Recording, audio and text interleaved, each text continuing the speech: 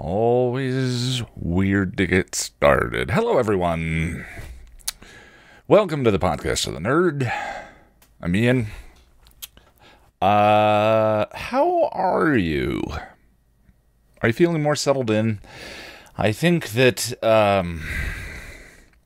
we as human beings have a miraculous capacity to normalize anything.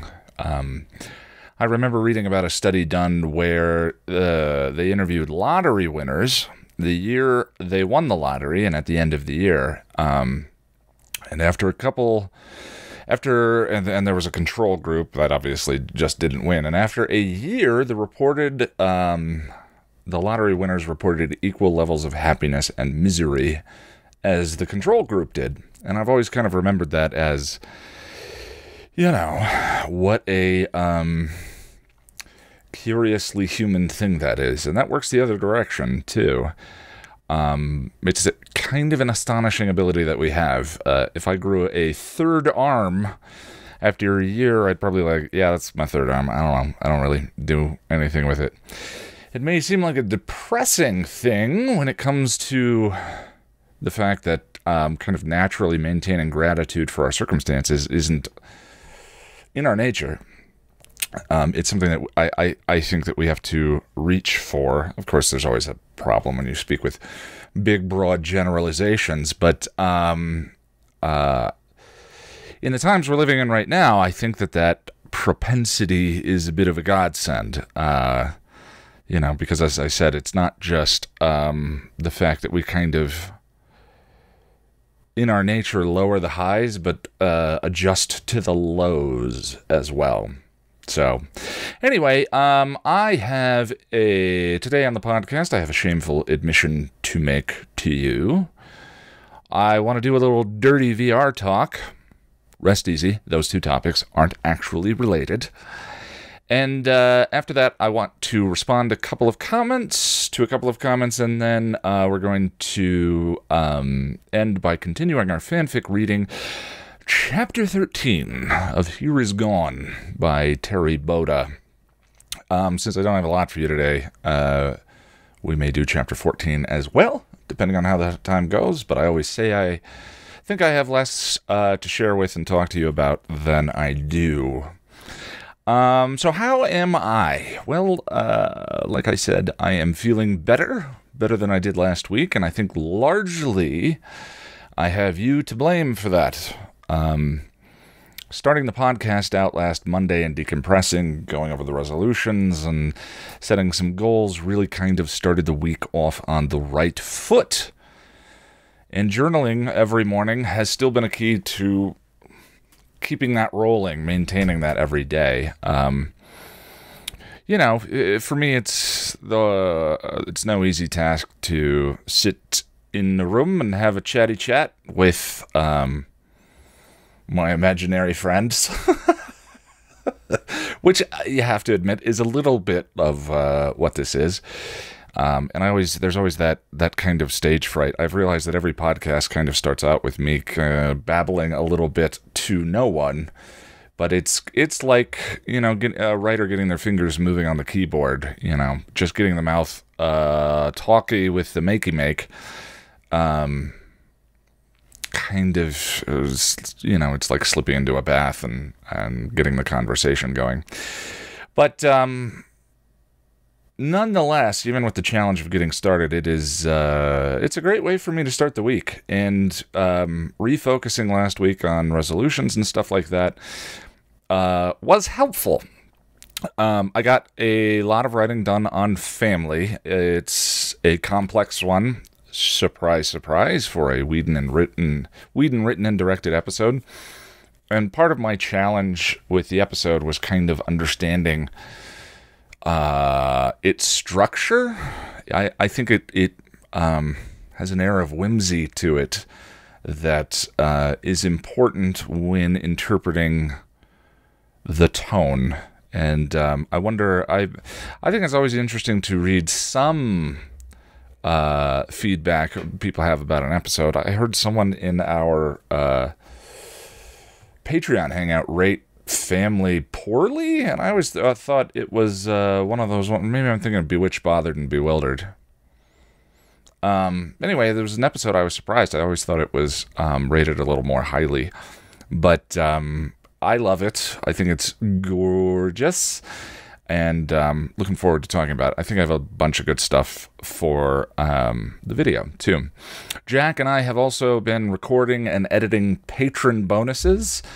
That has been partially responsible for me kind of going a little bit more slowly with family. I want to get the patron bonuses current, and that at the moment we are attacking old requests that we had not fulfilled. I want to get those done, and then I'm going to be reaching out to everyone on Patreon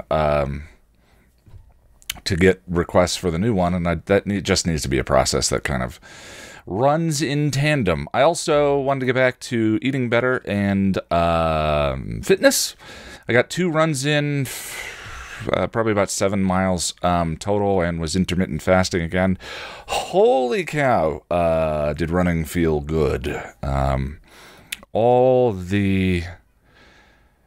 I can't remember the name of the chemical that it fights, but it's a chemical that is very much related to anxiety, and running burns it up, lowers it.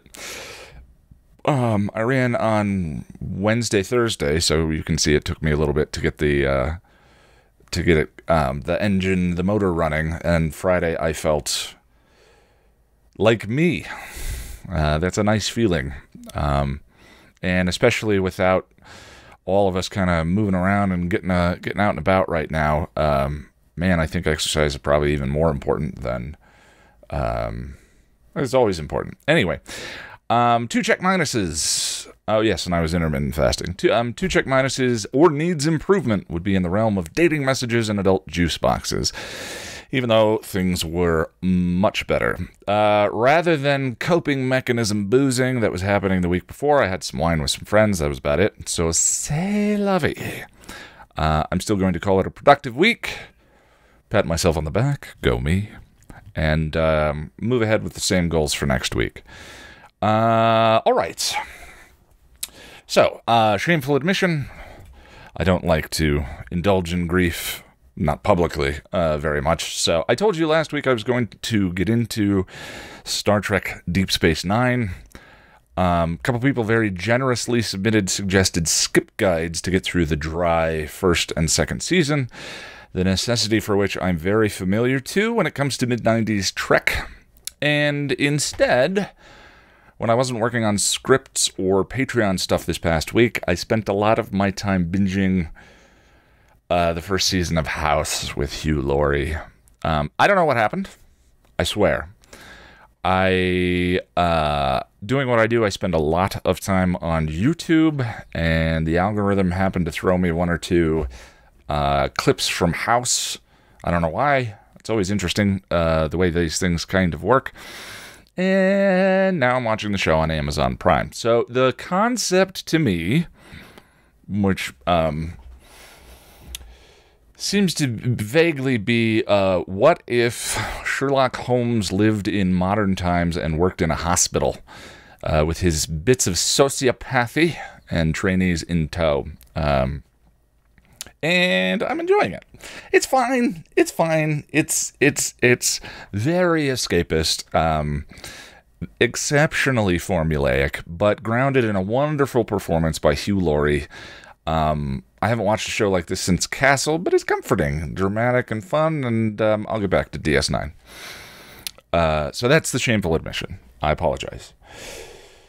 Okay, so VR. It's not just, I don't know why I wrote this, it's not just for looking at naked people anymore, though there is that, of course. I want to talk a little dirty for a minute. We're all adults here, right? We all have parts, naughty parts, and I don't think they are anything to be ashamed of. I've been thinking this week about the implications of VR tech, and I was going to wear my hat for the duration of this section, but I don't know, I don't want to cheapen it. So, Jack and I have been getting back to watching Next Generation, now that the good place induced ennui has passed that I was experiencing. And we hit the first Barclay episode, Lieutenant Barclay, Hollow Pursuits, and I wanted to talk about it. So, if you don't watch Star Trek, their ship, the Enterprise, has these things called holodecks, where you can create totally lifelike scenarios of anything and anyone you want. And Hollow Pursuits is the first episode where, featuring Barclay, who suffers from heavy anxiety and social phobia, and as a result, makes holographic simulations of the whole crew and puts them in various fantasy situations for him to work his emotions out on in the holodeck. I mean, I say work out, but that's really not what it is, right? He's not working through something. He's escaping and indulging in a personal fantasy that he has control over and power over. He gets chastised by the real Riker, and in one scene creates a holodeck fantasy where he beats Riker up, and while a very interested Deanna Troi looks on and is excited by his violence. And as Barclay and virtual Deanna are just about to, seal the deal, if you can't talk about it, Willow, Barclay gets a call from the real world. In a later scene, he's getting a sexy therapy session from Deanna and changes the scenario to her being a Greek goddess of empathy before he starts making out with her. It's super fascinating stuff. And surprisingly sex-forward for Star Trek, especially early 90s Star Trek. They get a little more risque every once in a while, but at the point where I'm at in the series with Jack, Picard meets Vash on a planet in Captain's Holiday, and they're under a blanket together, and they start making out fully clothed, and fade to black, commercial time, come back, and they're now hiking through the cave still fully clothed. The implication being that they got a little pelvic with each other, but plausible enough deniability for the censors. So, Barclay sexualizing his crewmates, but not only that, without their consent, but not only that, it's a lot. It's a lot. So when the crew discovers what Barclay has been doing, their reactions are generally all played for laughs. Riker tries to discontinue a tiny Riker version of himself. Deanna won't let him, saying understanding Barclay's fantasy world is important for understanding what he's going through. Then she sees the goddess of empathy version of herself, a version that it is implied Barclay might have been having sex with. The Buffy bot, except on the holodeck. Actually, I didn't think of the Buffy bot before I wrote the notes for this script. And the Buffy bot handles the Buffy bot is the next iteration of this. So this was early 1990s, and Buffy bot was early 2000s, I believe. And 100% gets called as gross and violating and all of that. The robot goes away, she says, after she kisses him in the cape. But anyway, let me. Anyway, so goddess of empathy implied that Barclay and his facsimile of Troi were doing it. And Riker and Geordi tease her about it. Geordi, who incidentally, earlier that season, created a holodeck simulation of a real woman he'd never met in real life and fell in love with her. Later, that woman makes a trip to the Enterprise and discovers his simulation. So thinking about simulations, there's another one in Buffy, too, beyond just the Buffy bot, that it's not so cut and dry. I think we all have a visceral reaction when it comes to things like Spike and things like Barclay, But I'm also reminded of that scene in Buffy where Willow finds one of Tara's old dresses in their room and uses magic to have the dress take form so she can caress it and lay in its lap. That is a simulation of Tara. Just because she's transparent and has no hands or head doesn't mean that Willow isn't in some way using the dress and the smell of the dress and to take shape and to stand in for Tara.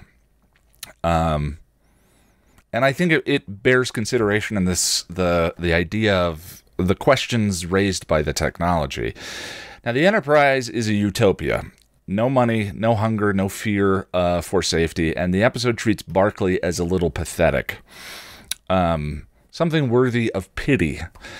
And as brilliant as Next Generation was, I think at times the writers played with certain sci-fi ideas without fully considering their implications. In The Inner Light, for instance, Picard's mind is taken over by this probe that causes him to live an entire simulated lifetime on a planet, close to a simulated lifetime on a planet, with a species that died off. He has a wife, he has children, he grows to be an old man, and watches the launch of the probe that took his mind over, and then wakes up on the Enterprise where only 20 minutes has gone by. I've seen interviews with the writers where they admitted they never really thought about just how brutal a thing that would be to a human being or to Picard. And I think the morality, the ethics of Barclay creating real people he knows on the holodeck that he interacts with either violently or sexually is something the writers didn't really consider all the way through, because the thought of a holodeck probably felt like such far-flung fantasy. And yet, do I look cool? This is the future of gaming, everyone. The VR face and the edit face are very similar. Anyway, the holodecks are here, right? They don't look like what they did on the Enterprise yet. They don't have the level of sophistication, but they can do enough of the same thing that it might be time we take a closer look at those questions and their implications both for us as people and in relationships. And it isn't really just the ability to simulate environments. Sexual telepresence is a thing. You can buy sex toys with Wi-Fi and Bluetooth cards in them. A cam performer can make a recording of themselves interacting with their toy, and when someone on the other end watches that recording, they have the complementary device, which duplicates everything the performer did. Virtual, live, or recorded sexual interaction. Now, if you're in a relationship, is that cheating? And isn't that a question that we have to ask? It's a recording, but it is a sexual act being performed on a partner by the recording, which was recorded by an actual human being. Like that one kind of blows my mind a little bit. And with deepfakes, we already can create simulations of each other. The most common application I've seen of this is in video. I'll put a couple in the show notes. Work safe ones, I promise, but it's just interesting technology. So the most common application I've seen of this is in video. Take a library of photos of one person, and the computer algorithm uses that library to replace the face of another person in a video. And it's a short walk from there to being able to do the same thing with a character in a full digital space. And I would bet that most of us end relationships with photo libraries full of that person's face.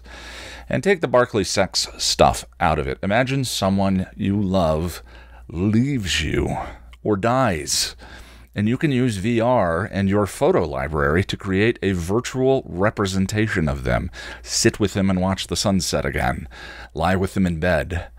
I didn't personally care very much for Black Mirror, but in an episode of the show I probably enjoyed the most, since it wasn't played for scares, and I am anti-technophobia. A woman loses her husband and at first creates an AI version of him, an AI that uses his online social media accounts to gather personality data and create a simulated version of him for her to talk to.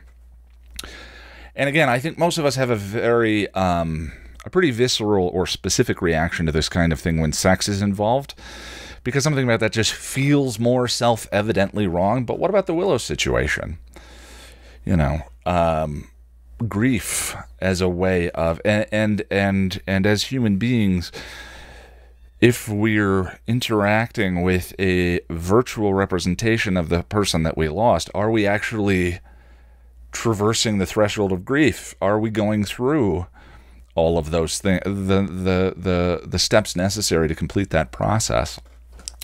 And we adults grapple enough with morality and ethics, but what about a teenager who may not be as far along in Kohlberg's stages of moral development, and they have the ability to create a VR version of their crush from class? We people, weird, emotional, hornball animal prone to obsessions and addictions.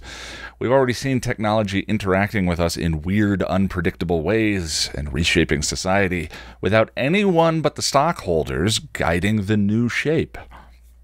Look at social media and the corresponding rise of isolation and depression. Now give that lonely person a VR headset. I don't know. I'm rambling a bit. I don't have any answers, but this is one of the reasons I love Star Trek as much as I do. Hollow Pursuits aired 30 years ago and has some deeply relevant questions to ask that are for contemporary society or of contemporary society. And it does so with characters I love and an exciting plot. And in my mind, that is what good science fiction is for. Examining the intersection between technology and humanity. And that is, to me, what most modern Trek, as slick and fun and beautifully composed as it is, isn't doing. It's not stimulating my mind. And I can't think of a single idea in the 3 recent movies that I was left contemplating in the way I was left contemplating this episode about Barclay. And it's kind of a day-in-the-life episode that is very character-driven, and yet deals with these high-end questions. Despite playing Barclay's creation of his real crewmates without their consent for laughs, I think Hollow Pursuits does try and offer an answer to some of the questions it raises, and that is personal responsibility and compassion. His crewmates treat him compassionately, and that gives Barclay the courage to take responsibility for what he's been doing and to stop and to step off the holodeck and get out of the virtual space. And at the end of the day, these kinds of things are so, I don't want to say out of control, but so complicated, and so, by virtue of the internet, the tools are so accessible to all of us that I don't know that you can make laws to dictate morality and ethics in this way. I think that it comes down to us speaking to our kids about why these things are wrong. It does come down to personal responsibility. I took a little break in writing my notes for this to have lunch and noticed there's a story in my Google News feed. We need to talk about the ethics of VR now before it's too late. From Upload VR, and it has a shot of Wesley meeting his deceased father Jack on the holodeck of the holodeck in the episode Family. I haven't read it, but I think I'll link to the article in the show notes. That's either a fascinating example of the social zeitgeist at work, or Google being a damn creeper again and seeing this script. We're living in the future, folks. All of that is to say, Half-Life Alyx is amazing, and I'm a huge VR fan. All right, I wanted to respond to a couple of comments. I requested and received a bunch of reading recommendations last week, which was great. Thank you, everyone who sent me some. I added them to the spreadsheet. Zara, which is an awesome name, left a comment on last week's podcast, Vacationing in the Land of Not Coping, with some reading recommendations that I added to the list, and went on to say, and by the way, I really look forward to the podcast, not just because I don't have much else to do nowadays, but also it keeps me accountable in these days too, so please don't stop even if you are in a rut. Zara, I can't tell you what it means to me that other people are using this weekly check-in the same way that I am. I mean, it's a weird thing, right? I'm sitting in front of a microphone once a week for an hour, talking out loud in my room to no one, except for the cat, who's currently taking a nap on the other side of this monitor. But she doesn't care what I think. And I talk about problems, aspirations, process, then I ball all of that up and throw that out into the ether thinking maybe someone will get something out of this. It's weird, this thing, right? It's a leap of faith. So I love hearing it's useful. Thank you. Brandiala commented on last week's podcast saying, I've been coping by knitting. It keeps my hands and brain occupied so I don't just sit here and stew while spending too much time on Facebook. I find the only thing I've wanted to make recently are stuffed bunnies. I think this is because I'm hoping things will have calmed down enough by Easter to gather. And if this is the case, then I want to have decorations for the table. It might be a vain hope, but it's mine. Without it, I'm back to stewing over Facebook. Brandy, I too have been having to catch myself every time my focus on writing breaks for a second.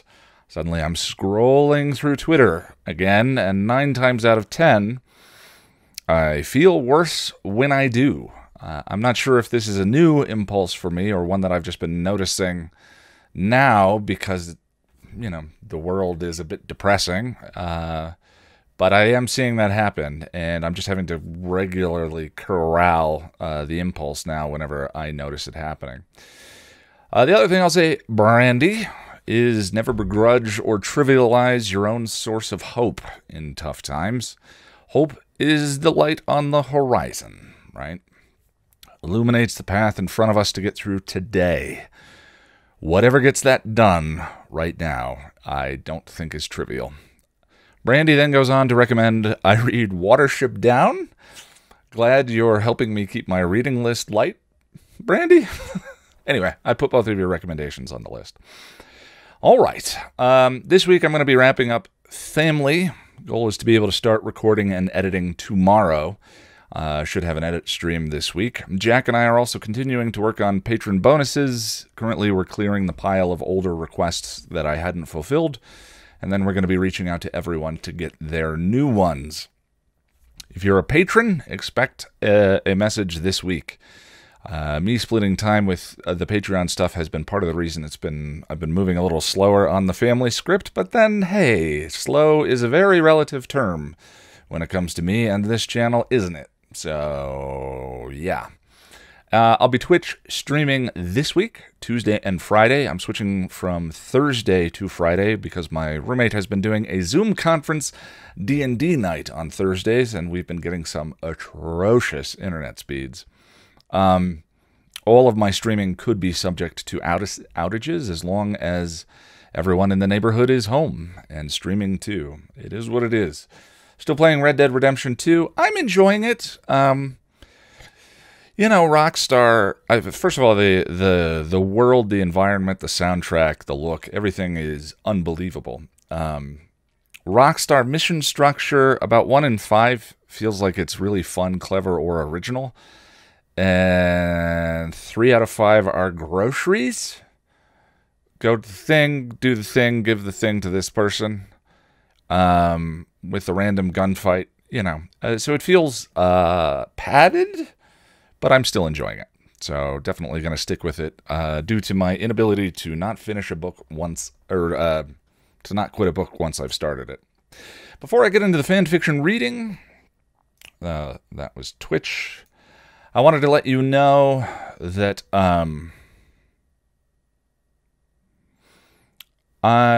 sorry, I lost my train of thought there. I'm Ian Nittram on Twitter and youtube.com/passionofthenerd.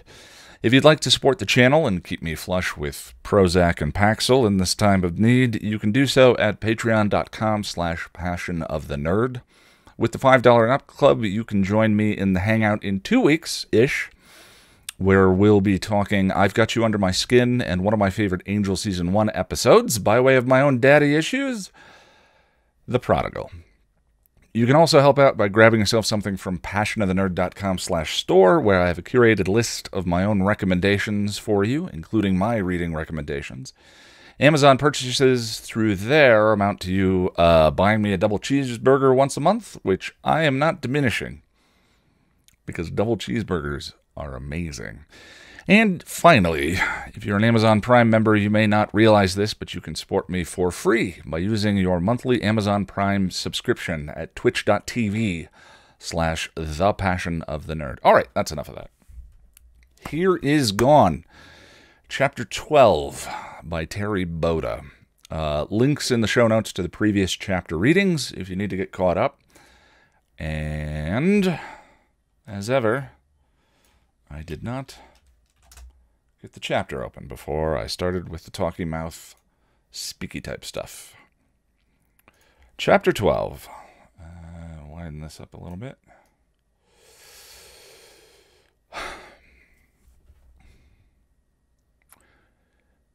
It took Spike close to 3 hours to make his way to the magic box. The woman who Joyce had hired as her assistant had been helpful in providing information about the guy.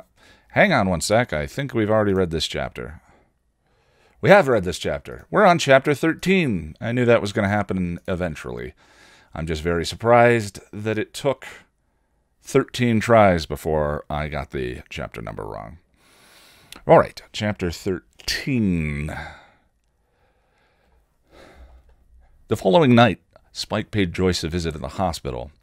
Both Dawn and Buffy were already there, and Joyce was trying to convince her daughters to bring her something else to eat. Ah, lovely hospital food. There was a reason me and Drew would never feed on inpatients. He grinned to himself and patted the small box of chocolates he'd stashed away in his coat. "Evening, ladies," he greeted, sauntering in. Dawn beamed at him, and he saw the first glimmers of the crush she was beginning to develop. "Hi, Spike." Save a girl from a giant snake, and they just fall all over for you. Now, if only that'd work on the Slayer. "Hello, Spike," Joyce said, a genuine smile on her face. "Spike," Buffy said.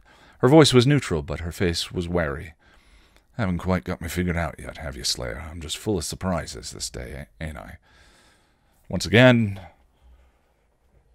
the accent only comes out by accident. "I was in the neighborhood and decided to pop in. Did I hear you complaining about the food, Mum?" Joyce looked guiltily. "Well, I am used to a higher level of culinary choices." Spike grinned and pulled the chocolates out. "Well, I might be able to sweeten the deal a bit for you." The woman's eyes lit up at the sight of the foil-wrapped box. "Oh, you evil man, you." Buffy intercepted the contraband gift. Hey, no caffeine allowed. Doctor's orders," she announced, then gave a little smile that gave her away. "Dawn and I will just have to suffer and eat these for you." "Hey, no fair. He smuggled those in for me." "A little lax on the manners training, eh, Joyce?" Spike commented. "You know, in my day, we sent our girls to finishing school. Come back right proper ladies, they did. Never a bad word spoken or a fork out of place." "This from Mr. Homicidal Killer, whose great love belonged in the loony bin," Buffy snapped, stung. "Buffy," Joyce admonished, but Spike swallowed the pain and gave a shrug. "What can I say? Love is blind. Or rather, love is patient. Love is kind. It does not envy. It does not boast. It is not proud. It is not rude. It is not self-seeking. It is not easily angered. It keeps no record of wrong. Love does not delight in evil, but rejoices with the truth. It always protects, always trusts, always hopes, always perseveres. Love never fails." He recited the words of Corinthians, rolling off his tongue like a bittersweet memory. "I love you, and will not fail." He stopped, and there was a moment of tense silence. Then a doctor entered. "Oh, hello, Dr. Kriegel. You've met my girls, Buffy and Dawn," Joyce said. Dr. Kriegel gave them a smile. "Yes, of course. You two are becoming part of the regular crew around here. And this is," Joyce began, but Spike interrupted, shaking the doctor's hand. "William. I'm a friend of the family." The doctor gave him a weak smile. Pleased to meet you, William.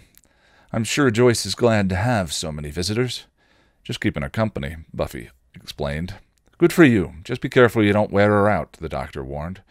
Don't worry about that. I woke up exhausted. There's really no more exhausted to get, Joyce said. Well, maybe some good news will help. The blood work has come back from the lab and everything seems fine, so we've gone ahead and scheduled your surgery for the day after tomorrow at 10 in the a.m. How does that sound to you? Joyce managed a small joke. I think they have me scheduled for volleyball, but I'll work on it. Dr. Kriegel smiled at her attempt at humor. All right, then. Joyce, you take care.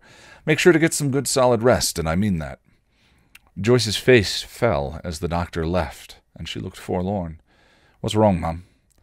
The day after tomorrow? I don't know if I can stand to be stuck here for 2 more days just waiting.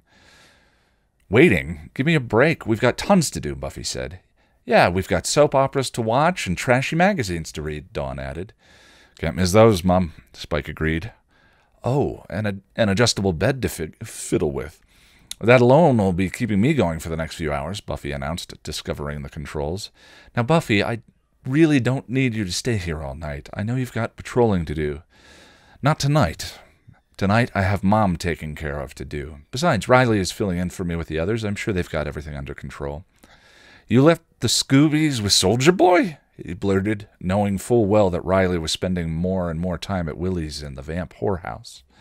Buffy looked defensive. He can handle it, and they know what to do. Still, I've noticed the captain's been a little off his game lately, looking a little paler than usual. More so than his white bread pasty. Buffy raised her chin. Riley's fine. He's just having a hard time right now. He's still recovering from the stuff the initiative did. You and him. And she trailed off. All the better reason for me to lend a hand. Besides, I like a spot of violence before bedtime. Impulsively, not thinking and not seeing the shocked looks Buffy and Dawn gave him, he leaned over and kissed Joyce on the cheek. Night, Mum. Gotta go. Stuff to kill. Joyce gave him a tenderer smile. Good night, Spike. He gave them an absent wave, and he swaggered out. Toodaloo. I'll pop by tomorrow. He didn't see Buffy staring at him. A deep frown on her face. All right. Oh, heck. Let's do another one. Except we're hearing some baby cries right now. Let's give it a minute.